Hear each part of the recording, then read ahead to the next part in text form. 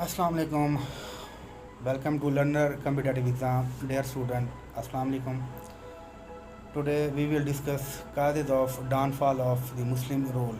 Last video में हमने discuss किया कि मुग़ल रूल कैसे अपनी ज़िंद को पहुंचा, कौन कौन से रूलर थे और उन्होंने अपना जो है ना एरिया कहाँ से कहाँ तक पहुंचाया, उनका ड्यूरेशन कैसा था, कौन कौन सी डायनेस्टीज़, कौन कौन से एम्पायर और कौन कौन से किंग वहाँ पे आए। तो अब जो है ना हम ये देखेंगे कि ये मुस्लिम रूल जो था इतना लंबा, तो ये 712 से लेके तो 1858 तक, इसके बाद ये डाउनफॉल की रीज़न क्या क्या थी। Let's one by one discuss. Aurangzeb Alamgir सबसे पहले जो है ना एक आप ये समझें कि ये लास्ट एम्पीरियर था, ठीक है। इसके बाद जितने भी थे वो भी ख़ास ज़्यादा ड्यूरेशन एरा में नहीं थे। फैक्टर अगर देखें कि leading to decline of Mughal empire, पहली बात तो ये है कि वीक सक्सेसर, औरंगज़ेब के बाद जितने भी थे वो वीक सक्सेसर थे, उनमें जो है ना जानशीन कोई स्ट्रॉन्ग नहीं था। उसके बाद नादिर शाह के अटैक्स ने पंजाब को ख़ासकर बहुत नुकसान पहुंचाया मुग़ल एम्पायर को। सिख, जट्स और मराठा जो है ना वो उन्होंने अपना रिवोल्ट स्टार्ट कर दिए, ठीक है। लॉ ऑफ सक्सेशन कोई एज इट कोई नहीं था, तो जिसकी जैसे जी आता था वो दूसरे अपने बाप दादा को जो है ना वो कैद करके ख़ुद जो है ना डिक्लेयर कर देता था किंग। इसके बाद एडवेंट ऑफ जो ब्रिटिश कॉलोनाइज़र है, यहाँ पे कॉलोनी बनाई। बेसिकली वो ईस्ट इंडिया कंपनी के चक्कर में आए थे, उन्होंने फिर यहाँ आके बिल्कुल कैप्चर ही कर दिया, ठीक है। Exhausted army, old fashion army थी इनकी, अपडेटेड इनका सिस्टम कोई था नहीं, तो इनका जो डिक्लाइन इन रेवेन्यू बिल्कुल कोई सिस्टम था ही नहीं रेवेन्यू का। तो सेंशुअल एंड इनपुट रूलर बिल्कुल वो जो है ना एक निस्वानी किस्म के वो अयाश किस्म के मतलब रूलर थे। इसके बाद सिख एम्पायर अगर देखें 1799 से 1849, रंजीत सिंह से लेके ये खरक सिंह, रंजीत सिंह या ये जो आते हैं ये यहाँ पर 1849 में पंजाब को भी कैप्चर किया था ईस्ट इंडिया कंपनी या ब्रिटिश रूलर ने।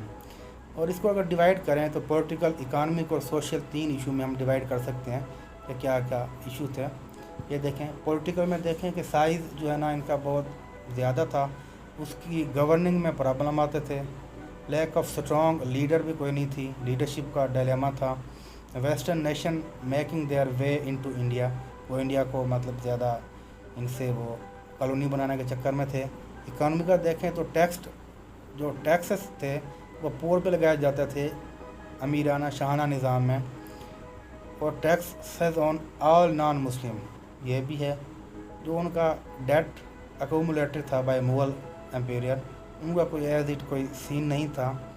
सोशल को देखें तो harsh treatment of the Hindu people, ठीक है। हिंदू पीपल जो है ना वो जैसे अकबर ने बहुत सारी मेजर पोस्ट पे जो है ना हिंदू को बिठा रखा था, तो वो उनका बिहेवियर भी जो है ना अजीब सा था। सम टाइम मुस्लिम रूलर्स भी हिंदू से जो है ना वो मतलब हार्श ट्रीट करते थे। रिलीजियस फ्रीडम भी नहीं थी और टॉलरेंस भी नहीं थी। अच्छा देखें सिविल वार हुई, औरंगज़ेब इन राज Mughal empire, his action marked beginning of its end, ठीक है। Due to harsh measure of regime, तो रेबेलियन स्टार्ट हो गई अर्ली मतलब 16 ईयर्स में। औरंगज़ेब जब उसकी डेथ हुई तो rival claim to throne led to the civil war, because उनका जो जानशीन था उनका कोई सिस्टम था नहीं, स्ट्रॉन्ग लीडरशिप नहीं थी। पावर एंड टेरिटरी लॉस को देखें अगर, soon invader pursue into India from north, जैसे कि मतलब ऊपर से वो तैमूर आ गया था, उसने भी प्रॉब्लम क्रिएट किया था, ठीक है। मतलब इसके बाद यहाँ से नादिर शाह आ गया था, इसने प्रॉब्लम क्रिएट किए थे। मराठे फिर जो है ना वो प्रॉब्लम क्रिएट करने लगे, फिर तिब्बत ऐसा इनसे छीन गया, फिर पंजाब में यहाँ पे सिखों ने कब्ज़ा कैप्चर कर लिया। तो मुग़ल का बेसिकली 150 ईयर का जो है ना इनका ड्यूरेशन था, बट इनकी पावर बहुत कम थी क्योंकि कंट्रोल जो है ना एक बहुत ज़्यादा एरिया के ज़्यादा एरिया उनको कंट्रोल करना, उनको गवर्न करना बड़ा प्रॉब्लमेटिक होता है। इंडिया फेल अंडर कॉलोनियल सर्वे, ब्रिटिश पार्ट में वो आ गया, ठीक है। देखें, ये मैंने अभी बताया कि वो औरंगज़ेब की जो है ना वीक सक्सेसर ऑफ औरंगज़ेब जो भी बाद में आए थे। एंड ऑफ मुग़ल रूल, ठीक है। Corruption, moral degradation, rule of ethical value, loss of ethical value, principle and customs, ठीक है। Economic stability of the empire was around because of constant wars, Nadir Shah वगैरह, सिख, मराठा, ठीक है, ये हो गया। उसके बाद लैंड ग्रांट सिस्टम था, इनेबिलिटी ऑफ औरंगज़ेब, ठीक है। चैलेंज इनके मिलिट्री जो जिन्होंने फेस किए, मराठा, सिख, हिंदू राजपूत और अफगान, इन्होंने इन्वेजन ऑफ नादिर शाह। अच्छा, सेंट्रल गवर्नमेंट जो है ना बहुत वीक थी, ठीक है। अगर वो स्ट्रांग होती तो मराठा या जिससे सिख, जाट्स या आगरा जो, उनको वो फिर हिम्मत भी नहीं होनी थी यहाँ पे अटैक करने की। उसके बाद कोई सक्सेशन का कोई रूल नहीं था, जैसे मैंने बताया कि वो सन ऑफ जो है ना किंग का सन जो है ना वही बस होगा, कोई एज इट कोई इनका वो क्राइटेरिया भी नहीं था। उसके बाद देखें बाबर, जैसे बाबर का हुमायूं, दूसरे बेटे कहाँ जाएंगे, हुमायूं के बेटे अकबर, ये मोहम्मद जो है ना ये कहाँ जाएगा हाकिम, अकबर का बेटा जहांगीर, ठीक है। जहांगीर का फिर एक ही बेटा शाहजहां, शाहजहां का फिर एक ही बेटा औरंगज़ेब, फिर बाकी कहाँ जाएंगे। तो ये जो सीन था, ये फिर बाद में फिर आपस में ये इनकी प्रॉब्लम क्रिएट हो गया, आपस में झगड़ा लड़ाई और हम ये सारी चीज़ें जितनी भी थी वो शुरू हो गई। लैक ऑफ रिसोर्सेज, इनके पास बेसिकली रिसोर्सेज भी कोई नहीं थे ख़ास। तो मलाबार डिस्ट्रिक्ट जो है ना वो एडमिनिस्ट्रेटिव डिस्ट्रिक्ट था मद्रास का, जो कि ब्रिटिश इंडिया की प्रेसिडेंसी में आता था। तो जस्ट वहाँ पे जो है थोड़ी बहुत इन्वेस्टमेंट थी, एज इट वहाँ पे कोई इंडस्ट्री भी नहीं थी। अच्छा, मिलिट्री को देखें, अगर एजुकेशन को देखें तो बैकवर्ड एजुकेशन थी, ओल्ड सिस्टम था, ठीक है। लग्जरियस लाइफ थी, जैसे मैंने बताया कि जितने भी इनके किंग थे, जितने भी इनके बादशाह थे, रूलर थे, वो सारे लग्जरियस लाइफ और सेंशुअल और इस किस्म की जो है ना वो मतलब अनइथिकल जो है ना वो बस एम्पायर थे।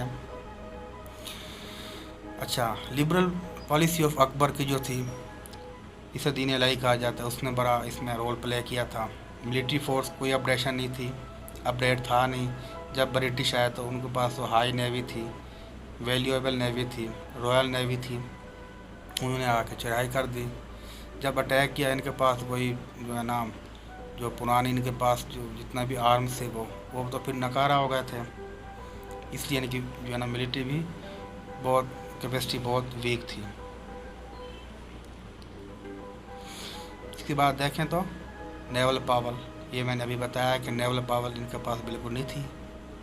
तो ज़ाहिर सी बात है, जो ओशन में वार स्टार्ट हुई तो फिर ऐसे ही होना था, फॉरेन इन्वेस्टमेंट कोई नहीं था। फॉरेन इन्वेजन जो है ना इसमें जो मोहम्मद शाह रंगीला के दौर में नादिर शाह ने अटैक किया, उसके बाद मराठा ने अटैक किया, अहमद शाह अब्दाली को जो है ना वो फिर वो बुलाया गया पानीपत में, उसने भी प्रॉब्लम की है। ये देखें ईरान से आ गया, ये देखें ईरान, अफ़गानिस्तान और ये बलूचिस्तान कह रहा है मैं, यहाँ पे मुग़ल एम्पायर है, तो यहाँ से पर्शियन एम्पायर वहाँ से आके मुग़ल पे ये अटैक करते हैं और आके एक जो है ना खून की नदियाँ बहा देते हैं।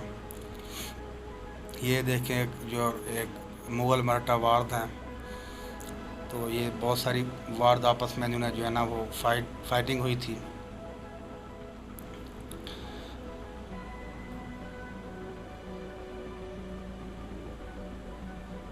हाँ देखें, ये कोह नूर का जो हीरा है, तो ये भी नादिर शाह उठा के ले गया था, मुग़ल एम्पायर का जो एक ताज की जो जीनत होता था।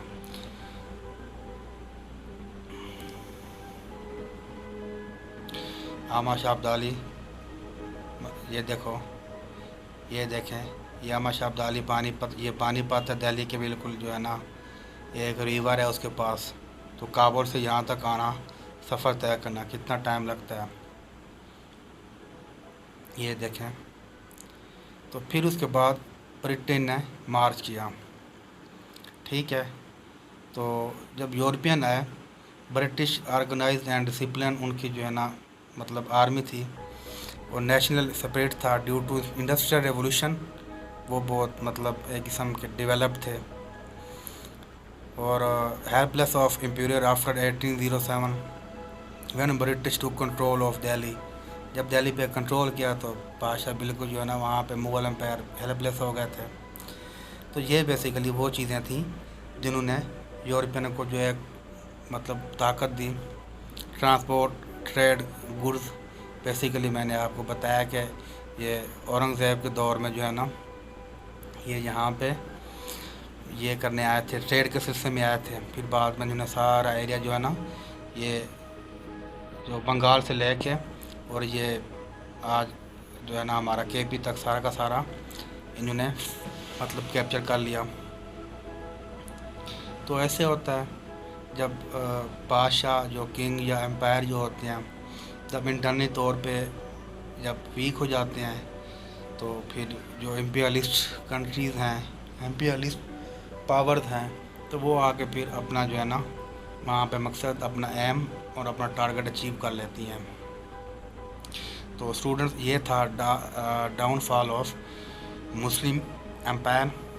मज़ीद ये मैं आपको स्लाइड दिखा रहा हूँ, अगर आप मज़ीद यहाँ पे पढ़ना चाहें तो आप यहाँ पे जो है ना ये मज़ीद भी पढ़ सकते हैं कि ये जो है ना बिकॉज़ नेक्स्ट इंशाल्लाह हमने ये देखें इंटरनल कंस्पायरेसी मैंने अभी बताया है, इंटरनल कंस्पायरेसी ये देखें। हाँ, ये बहुत अच्छी बात है कि लॉस ऑफ स्पिरिट ऑफ जिहाद, जिहाद का कोई उनका वो कंसेप्ट मतलब ख़त्म हो गया था। ठीक है, फॉरेनर्स आ गए थे। औरंगज़ेब की पॉलिसी भी कुछ अजीब व गरीब सी थी बिकॉज़ उसने यूरोपियन को वेलकम किया था।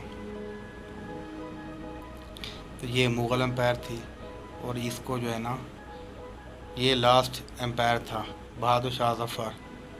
कितना है बदनसीब ज़फ़र, दफन के लिए 2 गज़ ज़मीं भी ना मिली कुएं यार में। तो ये देखें, ये फिर ऐसे हाल होते हैं एम्पायर के कि वो जाके उसको दर बदर किया जाता है। और ये बर्मा रंगून, जिसका जो ओल्ड नेम है रंगून, वहाँ पे इसको जेल में इसकी डेथ हुई। तो आज का जो क्वेश्चन है, what are the basic reason of the downfall of Muslim rule in India, basically ये यही क्वेश्चन है। तो डाउनफॉल जो है ना मुस्लिम रूल के सब कॉन्टिनेंट में या इंडिया में क्या क्या थे, तो ये हमने डिस्कस कर लिया है। इंशाल्लाह फिर नेक्स्ट हम वीडियो में डिस्कस करेंगे मुस्लिम रिफार्मर्स, जो मुस्लिम सूफीज़ है या मुस्लिम रिफार्मर्स है, उनका क्या रोल था। और ये सब कॉन्टिनेंट में जब ब्रिटिश या कॉलोनाइज़र आया तो उनका क्या रोल था और उन्होंने क्या सोसाइटी पे इम्पैक्ट डाला। चलिए, थैंक यू, मिलते हैं फिर नेक्स्ट वीडियो में। ओके, अपना ख्याल रखिएगा, अल्लाह हाफ़िज़।